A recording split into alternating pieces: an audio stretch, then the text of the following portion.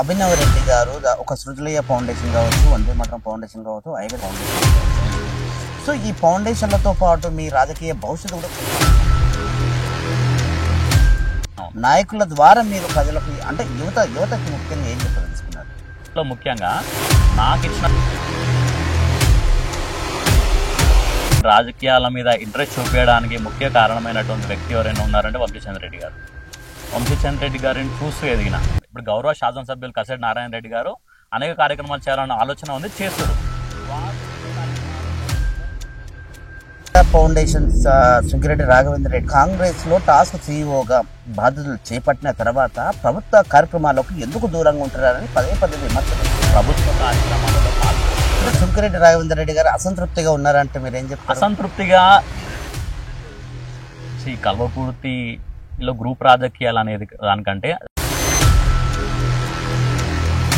రాబోయే స్థానిక ఎన్నికల్లో మీకు ప్రత్యర్థి ఎవరంటే ఏం చెప్తారు? రాబోయే స్థానిక ఎన్నికలు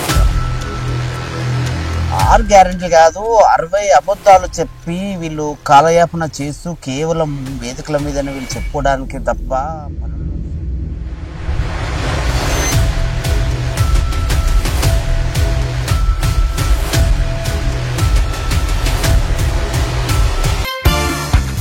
మీరు చూస్తున్నది మీ టీవీ న్యూస్.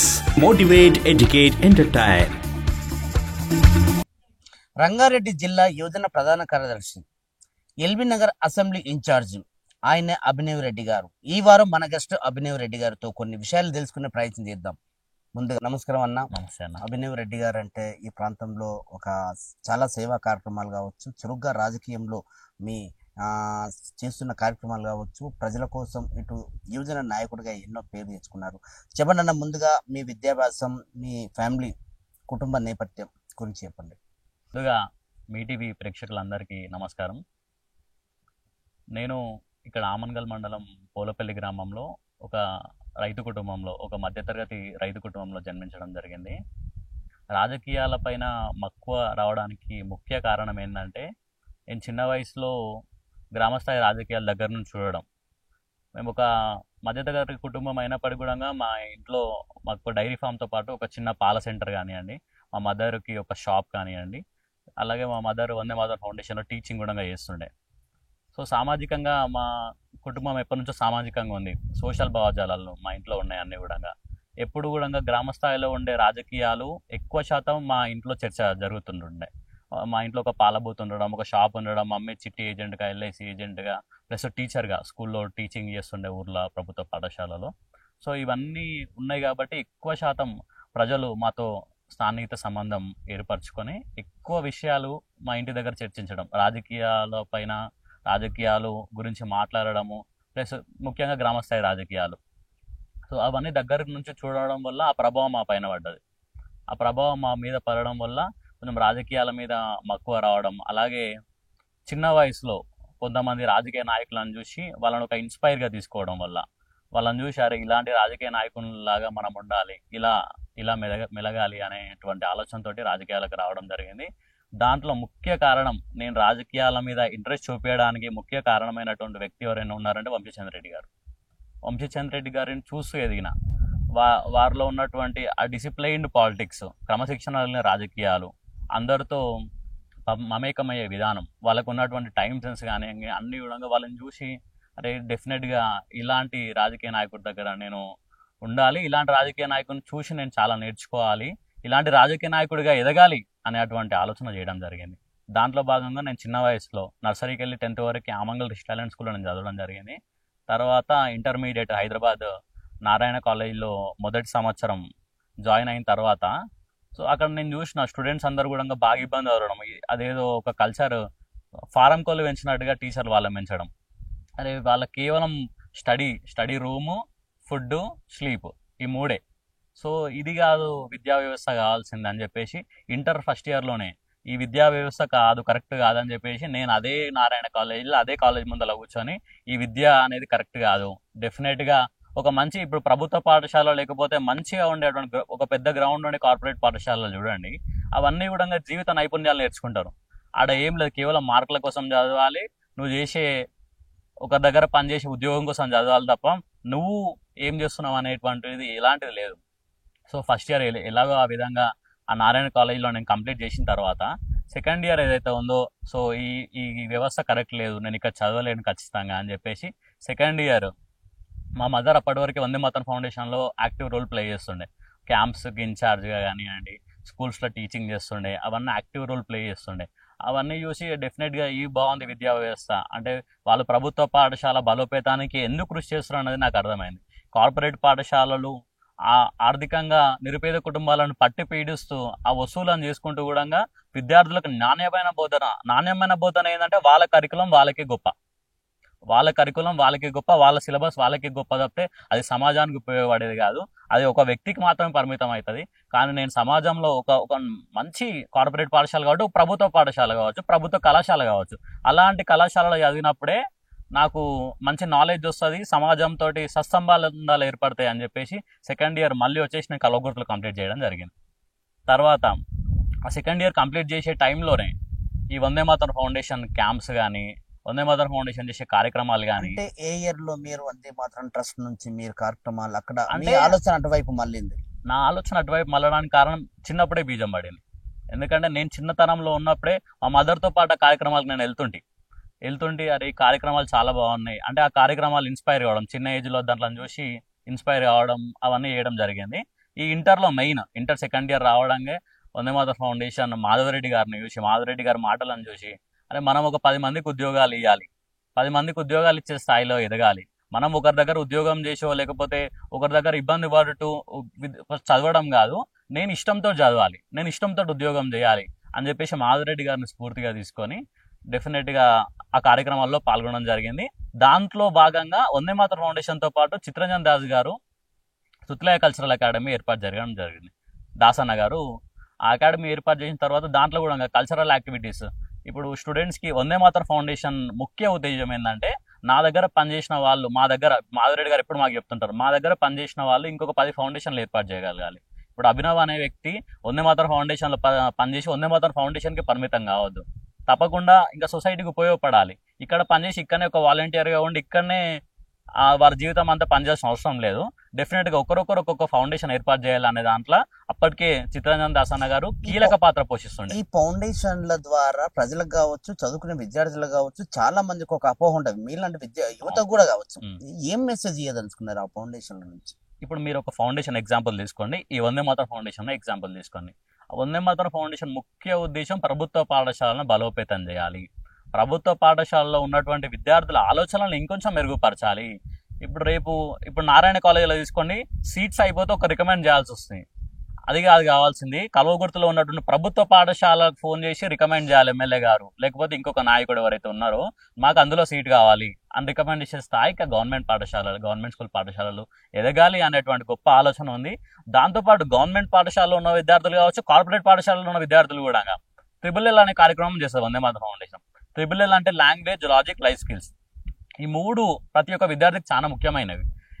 ఫస్ట్ లాంగ్వేజ్ అంటేనేమో భాష పైన పట్టు సాధించడం. ప్రతి ఒక్కరు కూడా సమాజంలో కావాల్సింది ఏంటంటే మనం మంచిగా మాట్లాడగలగాలి, ఒక 10 మందిని మెప్పియగలగాలి అనేటువంటి ఆలోచన ఉంటుంది. ఆ లాంగ్వేజ్ అనేది చాలా ఇంపార్టెంట్. సెకండ్ లాజిక్ ఏంటంటే లాజికల్గా, ఇప్పుడు మ్యాథ్స్ అంటే చాలా మంది ఇబ్బంది పడుతుంటారు. దాంట్లో నేను కూడా ఇంకొక భాగస్వామిని, ఎందుకంటే నాకు కూడా మ్యాథ్స్ అంటే చాలా ఇబ్బంది అవుతుండే. చిన్నతనం నుంచే విద్యార్థులకి ఐఐటి ఫౌండేషన్స్ చేస్తున్నాయి చాలా కార్పొరేట్ కళాశాలలు కావచ్చు, పాఠశాలలు కావచ్చు. సో ఆ ఐఐటి ఫౌండేషన్ అనేది ఈజీ వేలో వేయడం ఎట్లా అని చెప్పేసి శ్రీపతి రెడ్డి గారు, వందే మాతరం ఫౌండేషన్ ఉపాధ్యక్షులు శ్రీపతి రెడ్డి గారు కొన్ని లెవెల్స్ కనుక్కొని ఈజీ వేలో మ్యాథ్స్ చేయడం ఎట్లా అనేది సెకండ్ లాజికల్గా మ్యాథ్స్ చేయడం ఎట్లా, లాజికల్గా చేయడం ఎట్లా. మూడోది లైఫ్ స్కిల్స్. ఇది చాలా ముఖ్యమైనది ఏంటంటే జీవిత నైపుణ్యాలు.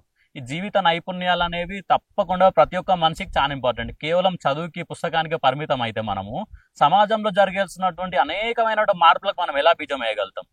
ఇప్పుడు ఇంట్లో కుటుంబానికి నువ్వు సహకరించినప్పుడు, ఒక ఆడపిల్లలనో ఒక మగపిల్లాడో ఇంట్లో ఉన్నప్పుడు నువ్వు నీ కుటుంబానికి ఉపయోగపడింది, ఈ సమాజానికి ఉపయోగపడింది, నువ్వు భవిష్యత్తులో మంచిగా చదివి ఒక ఉద్యోగం తెచ్చుకొని ఒక వివాహం చేసుకొని లాస్ట్ మీ పేరెంట్స్ని ఓల్డ్ ఏజ్ హోమ్లో జాయిన్ చేస్తావు, నువ్వు ఎదిగినటువంటి నీకు చేయూతనిచ్చినటువంటి సమాజాన్ని మర్చిపోతావు. అది కావాల్సింది, మనకు జీవిత నైపుణ్యాలు కావాలి, జీవితంలో విలువలు కావాలి, సమాజానికి ఉపయోగపడాలనేటువంటి ఆలోచన కావాలి. ఈ ఆలోచన రేకించడానికి వందే మాతరం ఫౌండేషన్ ఈ 3 విషయాలు కీలకంగా తీసుకొని చేయడం జరిగింది. మంచి ఆలోచనతో ముందుకు వెళ్తా ఉన్నారు. దానికి కూడా మీకు అభినందనలు. ఒక అభినవ్ రెడ్డి గారు రంగారెడ్డి జిల్లా ప్రధాన కార్యదర్శిగా కొనసాగుతున్న క్రమంలోనే మీరు విద్యార్థుల కోసం, స్టూడెంట్స్ కోసం, వాళ్ళ ఉద్యోగ అవకాశాల కోసం ఏమన్నా కార్యక్రమాలు గతంలో చేస్తారంటే ఏం చెప్తారు? మేము విద్యార్థుల కోసం, యువకుల కోసం ఎక్కువ శాతం ప్రభుత్వ పాఠశాలలోనే పనిచేయడం జరిగింది. అంటే ప్రభుత్వ పాఠశాల విద్యార్థులనే భవిష్యత్తుకు తయారు చేయడం. మనం ఇక్కడ చదివిన ప్రభుత్వ పాఠశాలలో రేపు మీరు ఈ ప్రభుత్వ పాఠశాల మళ్ళీ ఒక ముఖ్య అతిథిగా రావాలి. ప్రభుత్వ పాఠశాలలో జరగాల్సినటువంటి మార్పులు ఏవైతే ఉన్నాయో మీరే ఉద్యమించాలి అనేటువంటి కార్యక్రమాలు చేయండి. ఎన్ఎస్యూఐలో నేను చిన్నతనంలో ఎన్ఎస్యూఐలో ఉన్నప్పుడు అనేక కార్యక్రమాలలో, విద్యార్థి ఉద్యమాలలో, అనేక కార్యక్రమాల్లో పాల్గొనడం జరిగింది. అభినవ్ రెడ్డి గారు ఒక సృజలయ్య ఫౌండేషన్ కావచ్చు, వందే మాతరం ఫౌండేషన్ కావచ్చు, ఐక్యత ఫౌండేషన్లు కావచ్చు. సో ఈ ఫౌండేషన్లతో పాటు మీ రాజకీయ భవిష్యత్తు కూడా కొనసాగిస్తూ ఉన్నారు. నాయకుల ద్వారా మీరు ప్రజలకు అంటే యువతకి ముఖ్యంగా ఏం చెప్పదలుచుకున్నారు? డెఫినెట్గా యువతకి ఏంటంటే ముందు మన యొక్క భవిష్యత్తు మనకు ముఖ్యం. ఈరోజు ఒక నాయకుని కోసం పనిచేసినా, ఒక పార్టీ కోసం పనిచేసినా కానీ అది ఒక లిమిట్ వరకే ఉంచుకోవాలి. ఎవరేమైనా, నేనైనా ఇంకొకరమైనా, మన యొక్క చదువు ఉంటే అది ఖచ్చితంగా మనం చదువుకునే క్రమంలో చదువు అనేది చాలా ముఖ్యం. మీరు ఐక్యత ఫౌండేషన్లో కూడా ప్రధానంగా చాలా చురుగ్గా పాల్గొంటున్నారు. అక్కడ జరిగిన కార్యక్రమాల్లో చాలా మీరే ఆర్గనైజ్ చేశారు. స్టూడెంట్స్ని ఇట్లా మోటివేట్ చేయడం, జాబ్ మేళలో ఏంటి ప్రధాన కారణం ఏంటన్నా మీరు చెప్పండి. 2014లో వంశీచంద్ర రెడ్డి గారు ఇక్కడ ఎమ్మెల్యేగా ఉన్న తర్వాత 2018 ఎన్నికల్లో ఓటమి చెందిన తర్వాత వాళ్ళు జాతీయ రాజకీయాల్లో బిజీ కావడం జరిగింది. జాతీయ రాజకీయాల్లో రాహుల్ గాంధీ గారి సూచన మేరకు వారు అనేక ఎలక్షన్లకు ఇన్ఛార్జ్గా, అనేక రాష్ట్రాలకు ఇన్ఛార్జ్గా, ఏఐసిసి కార్యదర్శిగా, అట్లే సిడబ్ల్యూసి స్పెషల్ ఇన్వైట్గా కీలక బాధ్యతలు పోషిస్తున్నారు. సో అక్కడ వాళ్ళు బిజీ కావడం వల్ల కల్వకుర్తిలో కొద్దిగా పార్టీ పరిస్థితి ఇబ్బందికరంగా మారింది. ఇక్కడ కల్వకుర్తికి, కాంగ్రెస్కి ఒక నాయకత్వ లోపం జరిగింది. సో అప్పుడు అదే టైంలో ఒక 18 సంవత్సరాలు సుంకిరెడ్డి రాఘవేందర్ రెడ్డి గారు అమెరికాలో ఉండి ఇక్కడ మన ప్రాంతంకి వెళ్ళి వెల్దండ మండలం చౌదరపల్లి గ్రామం నుంచి అమెరికాకి వెళ్ళి ఒక 18 సంవత్సరాలు వారు అనేక ఆటుపోట్లను ఎదుర్కొని అక్కడ స్థిరపడి అక్కడ అనేకమైన పరిశ్రమలు ఏర్పాటు చేసి అక్కడ ఉన్నటువంటి ప్రభుత్వం గుర్తింపు పొంది అక్కడ పౌరసత్వం కూడా తీసుకోవడం జరిగింది. సో అక్కడి పౌరసత్వం తీసుకున్నాక కూడా లేదు, నేను నా పుట్టిన గడ్డ రుణం తీర్చుకోవాలి, నా యొక్క గ్రామం, నా యొక్క మండలం, నా యొక్క నియోజకవర్గం యొక్క రుణం తీర్చుకోవాలి, అవి బలోపేతం కావాలి, నేను ఒక్కరిని బలోపేతం అయితే నా వరకే ఇది చెందుతుంది, సమాజానికి నేను ఉపయోగపడాలన్నటువంటి ఆలోచనతో అక్కడి గ్రీన్ కార్డ్ రద్దు చేసుకొని ఇక్కడికి రావడం జరిగింది, ఇండియాకి రావడం జరిగింది. వచ్చిన తర్వాత ఈ ఐక్యతా ఫౌండేషన్ అంటే గతం 2013 నుంచి ఐక్యతా ఫౌండేషన్ అనేది ఉంది. 2021 తర్వాత ఇక్కడికి వచ్చిన తర్వాత అనేకమైన కార్యక్రమాలు సమాజానికి ఉపయోగపడాలని చెప్పేసి విద్య, వైద్యం, ఉపాధి ఈ మూడు అంశాలను తీసుకొని కల్వకుర్తి నియోజకవర్గ అభివృద్ధికి ఎనలేని కృషి చేసిన రాఘవేందర్ రెడ్డి గారు. మొదటి విద్య తీసుకుంటే ప్రభుత్వ పాఠశాల బలోపేతానికి, ప్రభుత్వ పాఠశాలలో బెంచీలు కావచ్చు, మౌలిక సదుపాయాలు, వాటర్ ప్లాంట్లు కావచ్చు, వాటర్ ఫిల్టర్స్ కావచ్చు. అలాగే వైద్యం తీసుకుంటే కల్వకుర్తిలో ఉచిత అంబులెన్సులు, ఆమన్గల్లో ఉచిత అంబులెన్సులు, తర్వాత హాస్పిటల్ ఏమైనా కొన్ని మౌలిక వసతులు ఉంటే అవి ఏర్పాటు కృషి చేయడం, ఉపాధి, ముఖ్యంగా ఉపాధి అనేది చాలా కాన్సన్ట్రేషన్ చేయడం జరిగింది రాఘవేందర్ రెడ్డి గారు. దాంట్లో ముఖ్యంగా నాకు ఇచ్చినటువంటి బాధ్యతలు ఏవైతే ఉన్నాయో అది ముఖ్యంగా యువతకి సంబంధించిన బాధ్యతలు. అంటే యువతకి కేవలం చదువుకే పరిమితమైనటువంటి యువకులని క్రికెట్ టోర్నమెంట్లు ఏర్పాటు చేయడం, దాదాపుగా 80 నుంచి 90 టోర్నమెంట్లు ఏర్పాటు చేయడం జరిగింది కల్వకుర్తి నియోజకవర్గంలో అనేక గ్రామాలలో, ఈ యొక్క 6 మండలాలలో.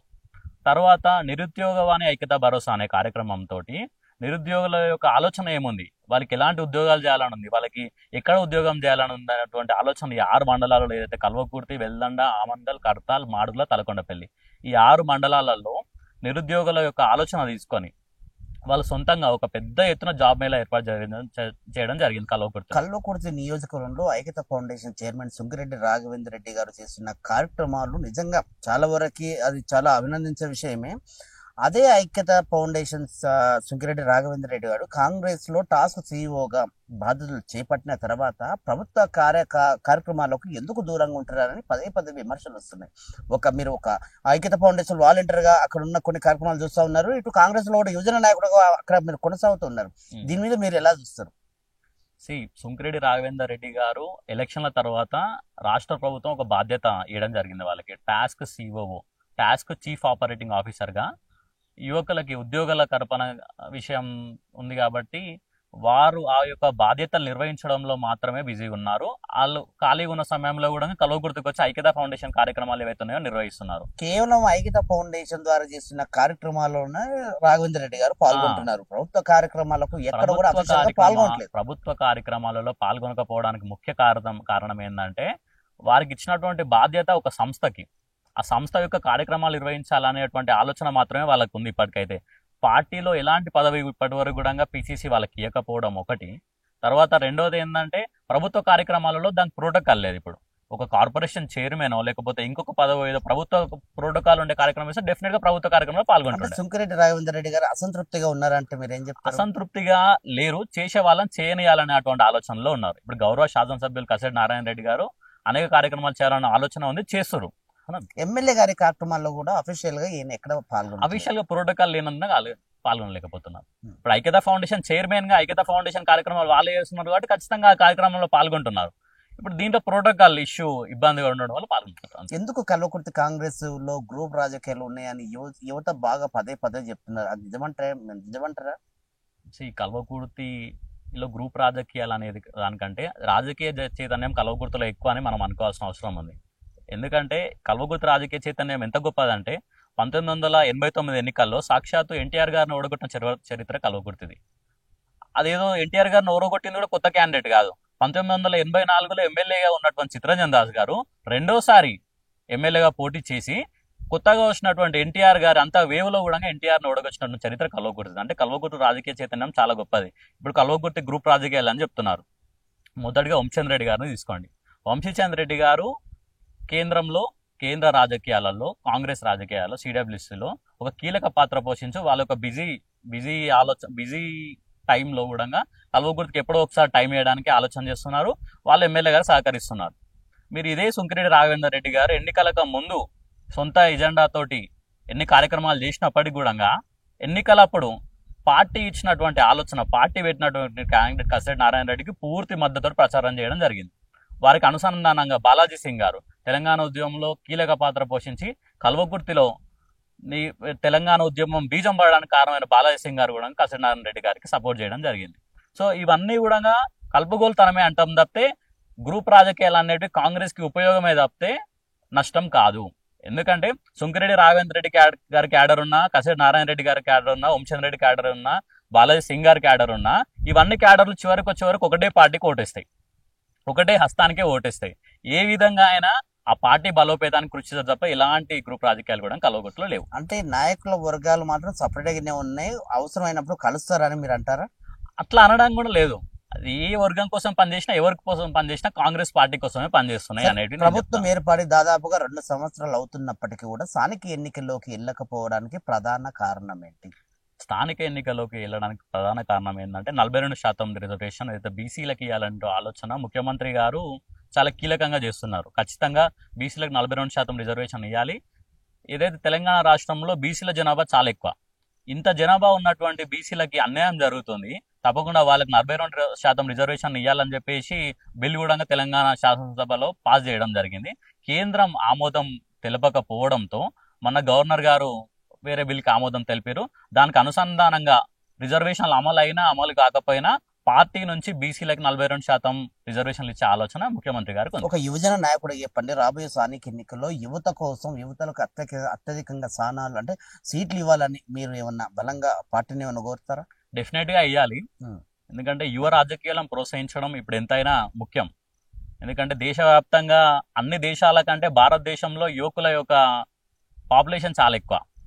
సో తెలంగాణ రాజకీయాలలో యువకులు కీలక పాత్ర పోషించాలి అనేటువంటి ఆలోచనతోటి మా యువజన కాంగ్రెస్ రాష్ట్ర అధ్యక్షుడు జకిడి శివచరణ్ రెడ్డి గారు రేవంత్ రెడ్డి గారికి ఒక మెమరాండం ఇవ్వడం జరిగింది. ఖచ్చితంగా యువకులకి మీరు దీంట్లో సముచితస్థానం దక్కించాలి, యువకులకి యువజన కాంగ్రెస్ నాయకులకి వీళ్ళకి సముచితమైన గౌరవం మీరు దక్కించాలని చెప్పేసి రేవంత్ రెడ్డి గారికి రీసెంట్ గా తెలియజేయడం జరిగింది. ఆ విధంగా వాళ్ళు కూడా సానుకూలంగా స్పందించి అవి చేస్తారేమో అని చెప్పేసి మేము అనుకుంటున్నాం.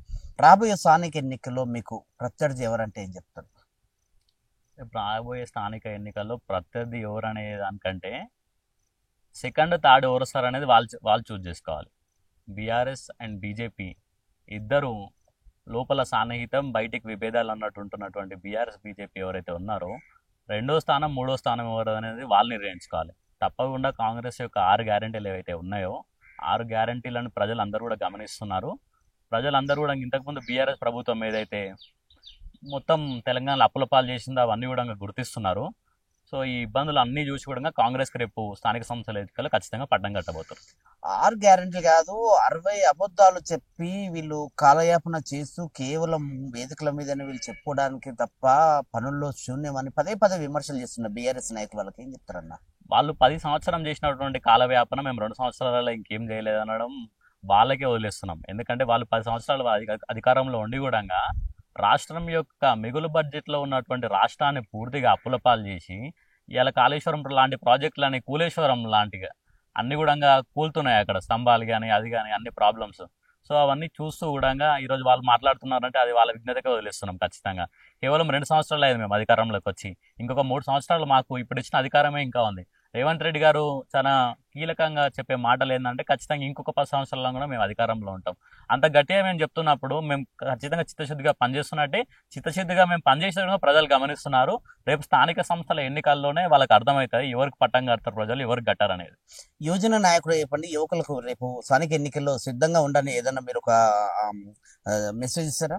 డెఫినెట్గా యువకులు ఖచ్చితంగా ప్రత్యక్ష రాజకీయాలకి రావాలి. ఖచ్చితంగా చాలా వరకు ఇప్పుడు 50 సంవత్సరాలు 60 సంవత్సరాలు దాటిన వాళ్ళు పోటీ చేసినప్పుడు వాళ్ళకి యువకుల యొక్క ఆలోచన కానీ గ్రామాల అభివృద్ధి కానీ ఆలోచన లేదు. ఖచ్చితంగా ఏదైతే ఈ 18 to 35 ఏజ్ లేకపోతే 18 to 40 ఏజ్ ఈ ఏజ్ వాళ్ళు రేపు స్థానిక సంస్థలలో పోటీ చేస్తే ఖచ్చితంగా మీకు దీటు అనేది ఎవరు కూడా ఉండరు. మీరు ఒకసారి ప్రత్యక్ష రాజకీయాలకు దిగినప్పుడు ఖచ్చితంగా మీకు అంతా కూడా అనుకూలంగా అవుతుంది. ఖచ్చితంగా ఇప్పుడున్నటువంటి ఈ టైంలో యువకులందరూ కూడా రాజకీయాలలో ఇన్వాల్వ్ అయ్యి మీ యొక్క గ్రామాలలో యాక్టివ్గా పనిచేయాలని తెలియజేస్తాం. కల్వకుర్తి రాజకీయ నాయకుల మీద మీ యొక్క ఆలోచన విధానం, వంశీ చంద్రారెడ్డి కావచ్చు, కసిరెడ్డి నారాయణ రెడ్డి గారు కావచ్చు, సింగిరెడ్డి రాఘవేంద్ర రెడ్డి కావచ్చు, బీసీ నాయకుడు బాలసింగ్ కావచ్చు, వీళ్ళ మీద మీ యొక్క ఒపీనియన్, ఒక యువజన నాయకుడిగా మీ ఆలోచన చూస్తున్నారు. వాళ్ళని చాలా ఏళ్ల నుంచి కూడా చూస్తూ వస్తున్నారు. పార్టీలు మారారు కానీ నాయకులు అయితే మారలేదు కదా. ఈ ప్రాంతం మీద ఈ నాయకుల మీద మీ ఆలోచన విధానం ఎట్లా ఉంటుంది? ముందుగా వంశీచంద్ర రెడ్డి గారిని తీసుకోండి. వంశీచంద్ర రెడ్డి గారు చిన్న వయసులో వాళ్ళు గాంధీ మెడికల్ కాలేజ్లో మెడిసిన్ చేస్తున్నటువంటి టైంలోనే రాజకీయాలకు వచ్చి చిన్న వయసులో ఎమ్మెల్యే కావడం జరిగింది. కల్వకుర్తిలో ఒక ఎమ్మెల్యేగా గెలవడం అనేది అంత ఆషామాషి విషయం ఖచ్చితంగా కాదు. వారి యొక్క శ్రమ ఎంతో మంది రాజకీయ ఉద్దండులు కాంగ్రెస్ పార్టీలో ఉంటారు. అలాంటి రాజకీయ నాయకులు అందరినీ కూడా ఎదుర్కొని వాళ్ళకి ధీటుగా ఈరోజు సిడబ్ల్యూసీ స్థాయిలో చాలా గొప్ప స్థాయిలో రాజకీయ చేస్తున్నటువంటి వంశీచంద్ర రెడ్డి గారు మాకు ఎప్పుడు కూడా ఇన్స్పిరేషన్. రెండోది మీరు సుంకిరెడ్డి రాఘవేంద్ర రెడ్డి గారిని తీసుకోండి. సుంకిరెడ్డి రాఘవేంద్ర రెడ్డి గారు ఒక మంచి విలాసమైనంత జీవితం, 18 సంవత్సరాలు అమెరికాలో ఉండి ఎన్నో ఆట్లు పోట్లను ఎదుర్కొని వాళ్ళు పర్ఫెక్ట్గా సెట్ అయిన తర్వాత అక్కడ ప్రభుత్వం వీరిని విశ్వసించి గ్రీన్ కార్డు కానీ పౌరసత్వం కానీ ఇచ్చినప్పటికీ కూడా అవన్నీ వదిలేసుకొని నా పుట్టినగాడు రుణం నేను తీర్చుకోవాలని ఎన్నో సేవా కార్యక్రమాలు చేస్తున్నటువంటి రాఘవేంద్ర రెడ్డి గారు కూడా ఎంతో ఇన్స్పిరేషనల్. మూడోది కసిరెడ్డి నారాయణ రెడ్డి గారిని తీసుకోండి. వారు చిన్న వయసు నుంచి కూడా వారి చదువు అయిపోయిన తర్వాత ఆమంగల్లో చిన్నగా ఒక కేటీఆర్ కాలేజ్ ముందు ట్యూషన్స్, నాకు మొన్ననే మా ఫాదర్ చెప్తుండే, వారి స్టూడెంట్ కేటీఆర్ కాలేజ్లో ఫస్ట్ ట్యూషన్స్కి వెళ్ళి స్టార్ట్ చేసారు వారి జీవితం. ట్యూషన్స్కి వెళ్ళి స్టార్ట్ చేసి కేటీఆర్ కాలేజ్ స్థాపించి ఎంతో మంది విద్యార్థులని, లక్షల మంది విద్యార్థులని, వేల మంది విద్యార్థులను తీర్చిదిద్ది దాంట్లతో పాటు ఇలా బ్రిలియంట్ సంస్థలను రాష్ట్ర స్థాయిలో ఏర్పాటు చేసి ఒక విద్యా వ్యవస్థ, రాష్ట్ర విద్యా వ్యవస్థలను ఒక కీలక పాత్ర పోషిస్తారు. అలాగే వాళ్ళు దాంతోపాటు వారు ఎదిగిన తర్వాత మళ్ళీ నేను నా పుట్టినగతి రుణం తీర్చుకోవాలి, నా కలుగుతు రుణం తీర్చుకోవాలని చెప్పేసి ఒక 2 సార్లు ఎమ్మెల్సీగా గతంలో ఉన్నటువంటి పార్టీలో ఎమ్మెల్సీగా ఉన్నప్పటికీ కూడా ఎవరు అయినా పనిచేసే నాయకులు ఎవరంటే నారాయణ రెడ్డి గారు. దీన్ని అందరూ కూడా ఒప్పుకోవాల్సిందే. పార్టీలకు అతీతంగా ఎవరు పోయినా కానీ పనిచేస్తారు నారాయణ రెడ్డి గారు. అలాగే కల్వకుర్తిలో KLI distributary canal, D82 distributary canal కానివ్వండి, ఇంకా వాటర్ సమస్య పైన అప్పుడు ఉన్నటువంటి సొంత పార్టీలో అధికారంలో ఉన్నటువంటి బీఆర్ఎస్లో ఎమ్మెల్సీగా ఉండి కూడా ఆ పార్టీని ఎదుర్కొన్న వ్యక్తి కసిరెడ్డి నారాయణ రెడ్డి గారు. ఇవన్నీ చూసినప్పుడు చాలా గొప్పగా అనిపిస్తుంది. నారాయణ రెడ్డి గారు మా ఎమ్మెల్యేగా ఉండడం ఖచ్చితంగా మా అదృష్టము. ఎందుకంటే మాతో పాటు వేరే పార్టీ నాయకుడు వచ్చినా నారాయణ రెడ్డి గారు పనిచేస్తారు. అలాగే ఏ సమస్య ఉన్నా కానీ ప్రభుత్వంతో కొట్లాడి, ఆ ప్రభుత్వంలో ఎమ్మెల్యేగా ఉన్నా ఎమ్మెల్సీగా వారు ఉన్నటువంటి ప్రభుత్వంలో కొట్లాడి నిధులు ఇచ్చేటువంటి స్థైర్యం నారాయణ రెడ్డి గారికి ఉంది. సో వారు మాకు ఇన్స్పిరేషనలే. బలమైన బీసీ నాయకుడు, ఉద్యమకారుడు తెలంగాణ బాలసింగ్ గారి గురించి. ఖచ్చితంగా బాలాజన్న లేని కల్వకుర్తి తెలంగాణ ఉద్యమమే లేదు. సింగపూర్లో అంత మంచి జీవితాన్ని వారి యొక్క కంపెనీస్ అన్ని పెట్టుకొని కూడా అక్కడ వాళ్ళ కంపెనీస్ అన్ని వదిలేసుకొని కల్వకుర్తిలో నా గడ్డలో ఉద్యమం జరగాలి, తెలంగాణలో ఎక్కడెక్కడనో ఉద్యమం జరుగుతుంది, కేవలం ఆ ఉద్యమం గజ్వేలో సిద్దిపేట ఇంకొక దగ్గర పరిమితం కావద్దు, నా కల్వకుర్తిలో అగ్గి రగలాలి, తెలంగాణ ఉద్యమం ఖచ్చితంగా నేను చేయాలని చెప్పేసి ఇక్కడికి వచ్చి ఈ ఉద్యమం అంత కీలక పాత్ర పోషించడానికి కారణం ఖచ్చితంగా బాలాజీ సింగ్ గారు. సో మా పార్టీలో ఉన్నటువంటి నలుగురు నాయకులు కూడా ఖచ్చితంగా మాకు అలాంటి ఇన్స్పిరేషనలే. ఉద్యమకారునికి సరైన గుర్తింపు ఉందంటారా ఇప్పుడు? ఖచ్చితంగా వారు ఇప్పుడు కాంగ్రెస్ పార్టీలో జాయిన్ అయిన తర్వాత పొల్యూషన్ కంట్రోల్ బోర్డు మెంబర్ గా ఉన్నారు. ఇప్పుడు ఖచ్చితంగా జాయిన్ అయ్యేదే పొల్యూషన్ కంట్రోల్ బోర్డు మెంబర్ ఇచ్చాను. భవిష్యత్తులో కూడా ఇంకా పెద్ద పెద్ద పదవులు వస్తాయని మేము ఆశిస్తున్నాం. చెప్పండి, భవిష్యత్తులో ఈ కలగుర్తి అభివృద్ధి గురించి చాలా సందర్భాల్లో ఎమ్మెల్యే గారు కోట్ల నిధులు తీసుకొచ్చి ఈ ప్రాంత వాసుడైన యనమల రేవంత్ రెడ్డి గారి ప్రాంతం అయినందుకు మన కల్వకుర్తి నిజంగా అభివృద్ధి దిశలో ఉంటుందని ఆయన అంటున్నాడు. అసలు కల్వకుర్తి గతంలో 10 సంవత్సరాలు పాలించి మేమే చేసిన అభివృద్ధి కార్యక్రమాలకు మళ్ళీ వీళ్ళు సున్నాలు రంగులేసి మళ్ళీ శంకుస్థాపనలు చేస్తున్నారని పదే పదే మాజీ ఎమ్మెల్యే గారు కావచ్చు, బీఆర్ఎస్ నాయకులు కావచ్చు, దీన్ని ఎట్లా చూస్తారన్న మీరు? 10 సంవత్సరాలు కాదు, గత 30 సంవత్సరాలుగా కుంటుపడిపోతున్నటువంటి ఆమన్గల్ గవర్నమెంట్ హాస్పిటల్ ఉంది. అది కసిరెడ్డి నారాయణ రెడ్డి గారు వచ్చినాకనే ప్రారంభమైంది. అలాగే ఊరు బయట మా ఆమన్గల్లో ఉన్నటువంటి ప్రభుత్వ జూనియర్ కాలేజ్ కావచ్చు, డిగ్రీ కాలేజ్ కావచ్చు, అది ఇప్పటికి కూడా ఇంకా ఆమన్గల్ బాయ్స్ హై స్కూల్ అని కొనసాగుతుంది. అది కూడా ఎమ్మెల్యే గారు కసిరెడ్డి నారాయణ రెడ్డి గారు వచ్చాక ముందులో పడ్డది. సో ఏ కార్యక్రమం, ఒక ఎగ్జాంపుల్, మీరు ఏ ఎగ్జాంపుల్ తీసుకున్నా కానీ గత కొన్ని సంవత్సరాలుగా కాని పనులన్నీ కూడా నారాయణ రెడ్డి గారు ఎమ్మెల్యే అయిన తర్వాతనే కళ్ళకు కట్టినట్టు కనిపిస్తున్నాయి. అది కనిపించని వాళ్ళకి మనం ఎంత చెప్పినా కానీ వృధానే. 10 సంవత్సరాలు కల్వకుర్తి అభివృద్ధి, 10 సంవత్సరాలు తెలంగాణ వచ్చిన తర్వాత 2014లో వంశీచంద్ర రెడ్డి గారు ఎమ్మెల్యే ఉన్నారు. అప్పుడు వేరే ఎమ్మెల్యే, రాష్ట్రంలో బీఆర్ఎస్ ప్రభుత్వం, ఇక్కడ కాంగ్రెస్ ఎమ్మెల్యే, కొద్దిగా అభివృద్ధికి ఇబ్బంది పెట్టింది బీఆర్ఎస్ ప్రభుత్వం. 2018లో సరే రాష్ట్రంలో బీఆర్ఎస్ ఉంది కదా అని చెప్పేసి ఇక్కడ బీఆర్ఎస్ కోట్లు వేసారు ప్రజలంతా కూడా. వంశీచంద్ర రెడ్డి గారి పైన సానుకూల స్పందన ఉన్నప్పటికీ కూడా వంశీచంద్ర రెడ్డి గారు మాకు ఎప్పుడు అందుబాటులో ఉంటాడు. వంశీచంద్ర పిలిస్తే పలికే నాయకునిగా ఉండే వంశీచంద్ర రెడ్డి గారు ఖచ్చితంగా రోజు కూడా షెడ్యూల్ కల్వకుర్తికే ఉంటుండే. అలాంటి నాయకునికి వదులుకోవడానికి కారణం ఏంటంటే, సరే రాష్ట్రంలో బీఆర్ఎస్ అధికారంలో ఉంది కదా, బీఆర్ఎస్ కోట్లేసి మా ప్రాంతం అభివృద్ధి చెందుతుందేమో, మా ప్రాంతంలో ఇంకొకరిని మౌలిక వసతులు మెరుగుపడతాయేమో అనే ఆలోచన చేసి బీఆర్ఎస్కి ఓటేసి బీఆర్ఎస్కి పట్టం కట్టడం జరిగింది. ఆ 5 సంవత్సరాలు బీఆర్ఎస్ పాలనలో ఏడేసిన గొంగడు ఆడనే ఉండే. వంశీచంద్ర రెడ్డి గారు అప్పుడు నీళ్ల కోసం కొట్లాడము, ఆర్డీఓ ఆఫీస్ కోసం అమర నిరాదీశ కల్వకుర్తిలో వేయడము, అప్పుడు ఆర్డీఓ ఆఫీస్ రావడం కల్వకుర్తికి, నీళ్ళ కోసం కొట్లాడితే నీళ్లు రావడము, అలాంటివి ఎన్నో జరిగినాయి. కానీ బీఆర్ఎస్ హయాంలో 5 సంవత్సరాలు జరిగింది ఏం లేదు. వీళ్ళతోటి ఒరిగేది లేదని చెప్పేసి గత ఎన్నికల్లో అదే బీఆర్ఎస్కి 3వ స్థానం కల్పించి కసిరెడ్డి నారాయణ రెడ్డి గారికి మొదటి స్థానం కల్పించి పట్టం కట్టినటువంటి ఘనత కల్వకుర్తి ప్రజలది. ఒక యువకుడిగా చెప్పండి, విద్యా వ్యవస్థ మీద అత్యధిక బడ్జెట్ నిధులు కేటాయిస్తున్నాం అని సీఎం గారు పదే పదే చెప్తా ఉన్నారు. మొన్న కూడా ఒక సభలో 40,000 కోట్లు ఖర్చు పెడుతున్నాం, అవసరమైతే ఇంకా 1,00,000 కోట్లైనా ఖర్చు పెడతాం అని ఉస్మానియా యూనివర్సిటీకి దాదాపు 20,000 నుంచి ఏ సీఎం కూడా వెళ్లకుండా ఈ రాష్ట్ర ముఖ్యమంత్రి యనమల రేవంత్ రెడ్డి గారి బహిరంగంగా వెళ్ళేసి ఒక హామీ ఇచ్చేసి వచ్చిండు. చెప్పండి, నిజంగా విద్యా వ్యవస్థ ఒక వైపు ప్రభుత్వ పాఠశాలను బలోపేతం చేసుకుంటున్న క్రమంలో ప్రైవేటు రంగాన్ని కూడా ఎందుకు మీరు నియంత్రించలేకపోతా ఉన్నారంటే ఏం చెప్తారు? ప్రభుత్వ పాఠశాలల బలోపేతానికి, ప్రభుత్వ సంస్థల బలోపేతానికి ఇప్పుడు రాష్ట్ర ప్రభుత్వం ఒక 40,000 కోట్ల బడ్జెట్ని ఉంచింది దానికోసం. సో అది సక్రమమైనటువంటి దారిలో వెళ్ళాలనే ఆలోచన ముఖ్యంగా ముఖ్యమంత్రి గారికి ఉంది. ఎందుకంటే విద్యాశాఖ కూడా ముఖ్యమంత్రి గారికి, కీలకమైన శాఖలన్నీ కూడా ముఖ్యమంత్రి గారి దగ్గరనే ఉన్నాయి. సో దాంతోపాటు ప్రైవేటు క్రమబద్ధీకరణ, ప్రైవేట్లో జరగాల్సిన ఫీజుల నియంత్రణ కానీ దాని మీద ఖచ్చితంగా ఆ కట్టడి పైన ఖచ్చితంగా ముఖ్యమంత్రి గారికి ఆలోచన ఉంది. అది చేసే ప్రయత్నం కూడా చేస్తారు. చెప్పండి, భవిష్యత్ మీ ఆలోచన విధానము అంటే ఈ ఒక రకంగా మీరు సేవా కార్యక్రమాలు, మరోవైపు రాజకీయ కార్యక్రమాలు, మరోవైపు మీ విద్యా వ్యవస్థను కూడా మెయింటైన్ చేసుకుంటూ వస్తున్నారు కదా. కుటుంబంలో, ఫ్యామిలీలో మీకు ఎట్లా వాళ్ళకు సమయం ఎట్లా కేటాయిస్తారు? వాళ్ళు అంటే ఉంటుంది కదా, పేరెంట్స్ దగ్గర కూడా మీరు సమయం ఇవ్వాలి ఉంటాయి, ఎట్లా చూస్తారు పేరెంట్స్? డెఫినెట్ గా పేరెంట్స్ సపోర్ట్ చేయడం వల్లనే నేను సమాజంలో ఇటు తిరగలుగుతున్నా, ఈ కార్యక్రమం ఆర్గనైజ్ చేయగలుగుతున్నా. మా పేరెంట్స్ ఇన్స్పిరేషన్ తీసుకొని ప్లస్ మా పేరెంట్స్ యొక్క సపోర్ట్ వల్లనే నేను ఇలా సమాజంలో తిరగలుగుతున్నా. ఇలా మా ఫాదరు మేము రైతు కుటుంబం మాది.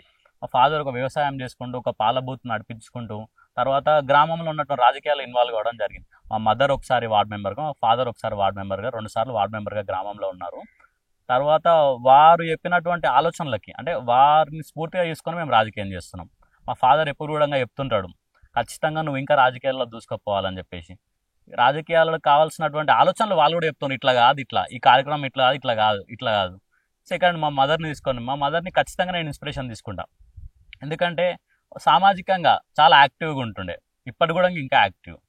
ప్రభుత్వ పాఠశాల బలోపేతం ఎట్లా చేయాలి ఇంకా అనేది వందే మాత్రం ఫౌండేషన్లో కీలక పాత్ర పోషించి ఆ కార్యక్రమంలో పాల్గొనడం వల్ల నేను సమాజానికి ఒక పరిచయం కావడం జరిగింది. మా మదర్ యొక్క ఆలోచన విధానం కూడా చాలా ఉపయోగపడ్డది. ఖచ్చితంగా వాళ్ళు సపోర్ట్ చేస్తారు కాబట్టి నేను సమాజంలో ఉన్న, డెఫినెట్గా వాళ్ళ టైం ఖచ్చితంగా వాళ్ళకి కేటాయిస్తా, సమాజానికి ఇచ్చే టైం సమాజానికి ఇస్తా. ఒక ఆమన్గల్ మండలం పోల్కంపల్లి గ్రామం, పోలపల్లి గ్రామం నుండి ఒక అభినవ్ రెడ్డి ఎల్బీ నగర్ అసెంబ్లీ ఇన్ఛార్జిగా ఎట్లా నియమితులయ్యారు?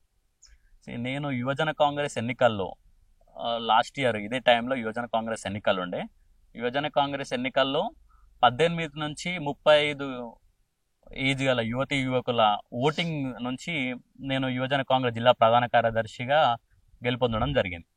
గెలుపొందిన తర్వాత యువజన కాంగ్రెస్లో యాక్టివ్ రోల్ ప్లే చేస్తున్న క్రమంలో యువజన కాంగ్రెస్లో ఉన్నటువంటి ఆలోచనలు ఏంటంటే, యువజన కాంగ్రెస్లో ఉన్న నాయకులు ఎవరైతే ఉన్నారో వాళ్ళకి ఒక అసెంబ్లీ ఇన్ఛార్జ్ ఇస్తే అక్కడ అసెంబ్లీలో జరిగేటువంటి కార్యక్రమాలను పర్యవేక్షించడానికి, అక్కడ జరిగేటువంటి పార్టీ కార్యక్రమాలు చూడడానికి, అక్కడ చేసే నాయకులు, ఇప్పుడు ఎగ్జాంపుల్ కల్వకుర్తికి మా జిల్లా అధ్యక్షులు నాగేందర్ రెడ్డి గారు, జక్కిడి శివచంద్ర రెడ్డి గారు రాష్ట్ర అధ్యక్షునిగా ఉన్నారు. మా కల్వకుర్తికి ఇప్పుడు దయాసాగర్ రెడ్డి గారిని ఇన్ఛార్జ్గా వేయడం జరిగింది. సో అలాగే నాకు కూడా ఇంకొక స్థానానికి ఎల్బీ నగర్ ఉంది, ఇప్పుడు జక్కిడి శివచంద్ర రెడ్డి రాష్ట్ర అధ్యక్షుడు, సొంత నియోజకవర్గం అది. ఆ నియోజకవర్గాన్ని నన్ను ఇన్ఛార్జ్గా పంపించడం జరిగింది. అంటే అక్కడికి ఒక కార్యక్రమాలు పర్యవేక్షించడానికి, అక్కడ జరుగుతున్నటువంటి కార్యక్రమాలు ఎలా జరుగుతున్నాయి, ఏం కథ అనేది మా జిల్లా అధ్యక్షుడు నాగేంద్ర రెడ్డి గారికి, స్టేట్ ప్రెసిడెంట్ శివచరణ్ రెడ్డి గారికి తెలియజేసినప్పుడు వాళ్ళ అధిష్టానం తెలియజేస్తారు, ఇక్కడ ఈ కార్యక్రమాలు ఇలా ఉన్నాయి, ఇక్కడ ఈ కార్యక్రమాలు ఇలా జరుగుతున్నాయి.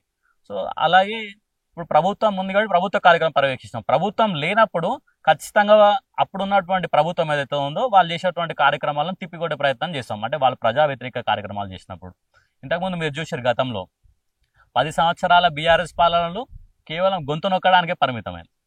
ప్రశ్నించే గొంతులు ఏవైతే ఉన్నాయో వాళ్ళ గొంతు నొక్కడే తప్పితే ఇంకొకటి ఏం లేదు. ఇవాళ కోదండరామ్ సార్ని తీసుకోండి, వారి యొక్క ఎమ్మెల్సీ పదవి రాకుండా కోర్టుకోవడం జరిగింది.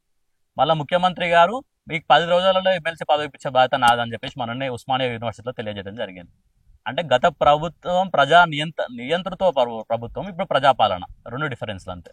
ఎందుకు గ్రూప్ 1 గ్రూప్ 1 ఎగ్జామ్స్ మళ్ళీ కోర్టు దాన్ని క్యాన్సిల్ చేసి ఆ ఆలోచన ఎట్లా చూస్తారన్న మీరు? ఇందాకనే చెప్పిన 10 సంవత్సరాలలో యువకులకు ఎలాంటి నోటిఫికేషన్ లేదు. 10 సంవత్సరాల బీఆర్ఎస్ పాలనలో యువకులకి ఎలాంటి నోటిఫికేషన్ లేదు. ఎప్పుడు కూడా అమీర్పేటలో ధర్నాలు నోటిఫికేషన్ కోసం. కాంగ్రెస్ వచ్చినటువంటి 2 ఏళ్ల తర్వాత మాకు నోటిఫికేషన్లు చాలా ఇంకా అని ధర్నా చేస్తారు. అంటే అన్ని గణం నోటిఫికేషన్లు కాంగ్రెస్ ప్రభుత్వం ఇవ్వడం జరిగింది. అది చూసి జీర్ణించుకోలేక గ్రూప్ 1లో నిరుపేద కుటుంబాలు ఒక 10-15 సంవత్సరాలు చదివి వాళ్ళు రాసిన ఎగ్జామ్లకి ఇలా ప్రతిఫలం లేకుండా ప్రతిపక్షాలన్నీ కోర్టుకు పోయి ఆ గ్రూప్ 1 పరీక్షని వాయిదా, అంటే వేసిన పరీక్ష రిజల్ట్ ఇవ్వకుండా వాయిదా ఇవ్వడం జరుగుతుంది. అది ప్రతిపక్షాల విఘ్నతకే వదిలేయాలి దాన్ని మనం. ఒక అభినవ్ రెడ్డి ఒక యువజన నాయకుడిగా ప్రభుత్వానికి ఒక యువకుల కోసం, నిరుద్యోగుల కోసం ఏమన్నా సలహాలు? ఎందుకంటున్నానంటే గత ప్రభుత్వంలో ఉమ్మడి రాష్ట్రాలలో బీసీ సప్లైన్ అని, ఎస్సీ సప్లైన్ అని కొన్ని నిధులు ఉంచేవాళ్ళు. ఎవరైతే ఉద్యోగం రాక ఏదైనా స్కిల్ డెవలప్మెంట్ అంటే ఏదైనా ఫ్యాక్టరీలు కానీ, చిన్న డైరీ ఫామ్ కానీ పెట్టుకోవడానికి ప్రభుత్వం ద్వారా కొన్ని బ్యాంక్ లోన్లు ఆప్షన్ ఉంది. ఇది కంప్లీట్గా దాన్ని కొలాప్స్ చేసారు. దానికోసం మీరు ఏమన్నా మళ్ళీ ప్రభుత్వం దృష్టికి తీసుకెళ్లి ఆలోచన చేస్తారా? ఈ ప్రభుత్వానికి ఆలోచన విధానంలో ముఖ్యంగా యువకులను అభివృద్ధి చేసే ఆలోచన ఉంది. మొన్న ఉస్మానియా యూనివర్సిటీకి ముఖ్యమంత్రి గారు వెళ్ళినప్పుడు నేను యువకులకు కానీ పెద్దవారికి కానీ ఎవరికి కానీ నేను కోట్ల రూపాయల ఆస్తులు ఇవ్వలేను, ఏమి ఇవ్వలేను, కానీ మీకు ఇవ్వాల్సినటువంటి గొప్ప ఆశ నాది ఏమైనా ఉంటే నేను చదువు ఇవ్వగలుగుతాను. మీకు మంచి చదువు, మీకు కాన్వెంట్ పాఠశాలలో ఏ విధంగా అయితే చదువు ఉంటుందో మీకు ఆ ప్రభుత్వ పాఠశాలలో ఆ చదువును మెరుగుగా చేసే బాధ్యత నాది అని తెలియజేయడం జరిగింది. దాంతోపాటు మీరు చదివిన చదువుకు నోటిఫికేషన్లు ఇచ్చే బాధ్యత నాది. మీరు అందరూ కూడా ప్రభుత్వ ఉద్యోగాలు సంపాదించాలి, లేకపోతే మీరు ఇంకేదైనా ఉద్యోగం చేసుకుంటా లేదా సపరేట్గా బిజినెస్ చేసుకుంటా అంటే దానికి కూడా ఉపయోగపడే కార్యక్రమాలు చేయడానికి నేను సిద్ధంగా ఉన్నానని చెప్పి ముఖ్యమంత్రి గారు తెలియజేయడం జరిగింది. ఆ విధంగా కూడా వాళ్ళు ముందుకు పోతారని ఆలోచిస్తాను. అభినవ్ రెడ్డి భవిష్యత్తు, రాజకీయ భవిష్యత్తు ఎలా ఉండబోతుంది? మేమైతే ఖచ్చితంగా కాంగ్రెస్ పార్టీకి పనిచేసుకుంటూ పోతాం. కాంగ్రెస్ పార్టీ ఎలాంటి కాల్ ఇచ్చినా కానీ మేము ఖచ్చితంగా ఆ యొక్క కార్యక్రమాలలో కీలక పాత్ర పోషించడానికి, ఆ యొక్క కార్యక్రమాలు నిర్వహించడానికి మా వంతుగా మేము కృషి చేస్తాము. పార్టీ లేదా గవర్నమెంట్ కానీ ఎలాంటి భవిష్యత్తును చూపించినా కానీ మేము వెళ్ళడానికి సిద్ధంగా ఉన్నాం. చివరి చెప్పండి, ఈ ప్రాంత ప్రజలకు మీరు ఎన్నో సేవా కార్యక్రమాల ద్వారా, రాజకీయ కార్యక్రమాల ద్వారా చాలా దగ్గరయ్యారు కదా, ప్రజలకు, యువతకి మీరు ఏం చెప్పదలుచుకున్నారు? ఒకటే, యువకులు కానీ ఇంకా ప్రజలు కానీ ఎవరు కానీ మీరు కేవలం మీ యొక్క భవిష్యత్తును చూసుకుంటే, మీ యొక్క భవిష్యత్తును చూస్తే మీకే పరిమితం అయిపోతుంది. మీరు సమాజం యొక్క భవిష్యత్తును ఆలోచించండి, మీ చుట్టూ ఉన్న వాళ్ళ భవిష్యత్తును ఆలోచించండి, అది మీకు ఉపయోగపడుతుంది. కేవలం రాజకీయ నాయకులతో కూడా ఒక పరిమితంగానే ఉండడం మంచిది. ఎందుకంటే వాళ్ళతోటే మీ యొక్క ఫుల్ టైం కేటాయిస్తే మీ యొక్క భవిష్యత్తు అంధకారంలో పడిపోతుంది. మీ యొక్క కుటుంబానికి మీరు బరువుగా కావద్దు, బాధ్యతగా కావాలి. కాబట్టి డెఫినెట్గా మీరు మీ యొక్క పనులు చేసుకుంటూ రాజకీయాలు ఇన్వాల్వ్ కాండి. అన్న, ముఖ్యంగా చెప్పండి, ఇప్పుడు యనమల రేవంత్ రెడ్డి గారు ఒక మాట అన్నాడు, వాళ్ళకి హామీ ఇవ్వడం కాకుండా మీకు ఏమన్నా నా నుంచి చేయించుకోవాలనుకుంటే చేయించుకోండి, అది విద్యాపరంగా. సో దానికి ఏమన్నా మీరు ఉదాహరణ చెప్పే ప్రయత్నం చేస్తారా? ఖచ్చితంగా.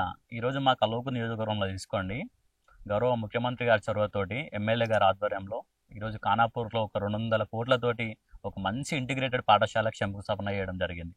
దాంతోపాటు ఒంగూరులో తీసుకోండి, రేవంత్ రెడ్డి గారి సొంత మండలం. ఇవన్నిటికీ నిదర్శనంగా ఉండడానికి ఒక డెమో పాఠశాల అక్కడ ఏర్పాటు చేయడం జరుగుతుంది. అలాగే సీఎం రేవంత్ రెడ్డి గారు తన సొంత ఊర్లో అయితే కొండారెడ్డిపల్లిలో ప్రైమరీ స్కూల్ చదివారో దాన్ని అభివృద్ధి చేయడం, అలాగే హై స్కూల్ చదివినటువంటి తాండ్ర హై స్కూల్కి ఒక 5 కోట్ల నిధులను కేటాయించి ఇలా తాండ్ర హై స్కూల్ అభివృద్ధికి ఎంతగానో ఉపయోగపడుతారు. అంటే వారికి విద్య మీద ఉన్నటువంటి మక్కువ ఎలాగుందో వీటన్నిటిని చూస్తే కూడా మనకు అర్థమవుతుంది. ఇంటిగ్రేటెడ్ స్కూల్స్ కూడా ఇలా కలుగు నియోజకవర్గం ఒక్కదానికే పరిమితం అవుతలేదు. 119 నియోజకవర్గాలలో ఖచ్చితంగా ఒక్కొక్క నియోజకవర్గానికి ఒక్కొక్క ఇంటిగ్రేటెడ్ పాఠశాల ఉండాలని చెప్పేసి గొప్ప ఆలోచనతో ముఖ్యమంత్రి గారు ఉన్నారు. కాంగ్రెస్ పార్టీ అంటేనే రెడ్డి పార్టీ, అసలు ఆ బ్రాండ్ నిజంగా అది అట్లా ఉందంటారా, లేకపోతే అట్లా పబ్లిసిటీ అయిందంటారా? మీరు అన్నమాట ఖచ్చితంగా అది అపోహ మాత్రమే. ఎందుకంటే అది రెడ్డి పార్టీ అనుకుంటే ఈరోజు ప్రభుత్వంలోకి వచ్చిన తర్వాత ముఖ్యమంత్రి గారి మొదటి ఆలోచన ఏదైతే ఉందో బీసీలకు 42% రిజర్వేషన్ కేటాయించాలనేటువంటి ఆలోచన ఉంది. అది ఒక రెడ్డి ముఖ్యమంత్రి అయి కూడా బీసీలకి 42% రిజర్వేషన్ రావాలన్నటువంటి ఆలోచన చేసినటువంటిది రేవంత్ రెడ్డి గారు. అలాగే ఇవాళ మీరు ఎస్సీలని ఎస్టీలను తీసుకోండి, వారికి సముచితమైన హక్కులను వాళ్ళు సాధించడానికి ముఖ్యమంత్రి గారు దాంట్లో ఏ విధంగా వేయాలన్నటువంటి గొప్ప ఆలోచనతోటి వాళ్ళకి ఒక కార్పొరేషన్లు ఏర్పాటు చేయడం కానీ అనేక కార్యక్రమాలు వాళ్ళకి చేయడం జరుగుతుంది. ఖచ్చితంగా కాంగ్రెస్ పార్టీ అనేది, రెడ్డి పార్టీ అనేది ఖచ్చితంగా అపోహ మాత్రమే.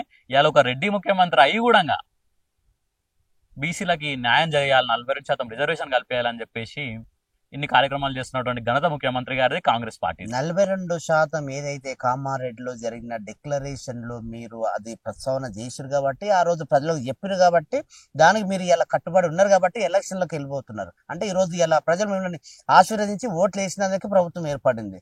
సో కొత్తగా ఏర్పడి టీఆర్పీ తెలంగాణ రాజ్యాధికారం పార్టీ తీన్మార్ మల్లన్న తెలంగాణ ఏర్పడి దాదాపు 12 సంవత్సరాలు అయినప్పటికీ కొత్తగా బీసీ పార్టీ పురుడు పోసుకుంది. దాని మీద మీ స్పందన? తీన్మార్ మల్లన్న గారు బీసీల కోసం పనిచేయాలనేటువంటి ఆలోచన ఉంటే మేమందరం కూడా స్వాగతిస్తాం.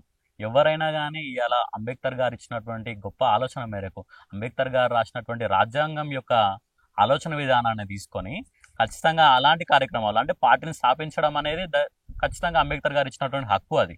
సో ఎవరు వ్యక్తిగతంగా చేసుకున్న వాళ్ళ ఇష్టము, కానీ ఏది చేసినా కానీ ప్రజల కోసం చేయాలి, ఇలా బీసీల కోసం చేయాలి అనే అటువంటి ఆలోచన తీన్మార్ మల్లన్న గారికి ఉంటే ఖచ్చితంగా అది మంచి ఆలోచన. ఆ విధంగా పోవాలని కూడా మేము అనుకుంటున్నాం. బంజారా హిల్స్ లో తారకృష్ణ హోటల్లో బీసీ పార్టీని అనౌన్స్ చేసే ముందు మిగతా పార్టీ ఏదైతే కాంగ్రెస్ కావచ్చు, బీఆర్ఎస్ కావచ్చు, బీజేపీ కావచ్చు, వీళ్ళ నాయకుల గుండెల్లో బొగులు పుట్టుకుందని చాలా మంది అంటా ఉన్నారు. మీరు కూడా అదే 42% మీద ప్రజల్లోకి వెళ్ళి ఈరోజు ప్రభుత్వం ఏర్పాటు చేసుకున్నారు. అంటే ఈ బీసీ పార్టీ వల్ల కాంగ్రెస్కి ఏమైనా ఇబ్బంది అవుతుందంటారా?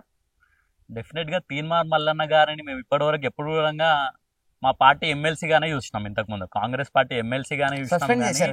సస్పెండ్ చేసిన తర్వాత సస్పెండ్ చేసిన మల్లన్న గారికి అలాంటి ఆలోచన ఉంటే ఖచ్చితంగా వారికి ఉన్నటువంటి ఆలోచన మేరకు వాళ్ళు చేసుకోవచ్చు. ఎవరైనా గతంలో మేము బీఆర్ఎస్ గవర్నమెంట్ ఉన్నప్పుడు వాళ్ళు ఏం చేశారంటే ఎవరైనా ప్రశ్నించే గొంతుకలు ఉంటే కొట్లాడడము, లేకపోతే తీన్మార్ మల్లన్న కొట్టడం, తీన్మార్ మల్లన్న ఆఫీస్ మీద దాడి చేయడం, అలాంటి కార్యక్రమాలు చేసింది.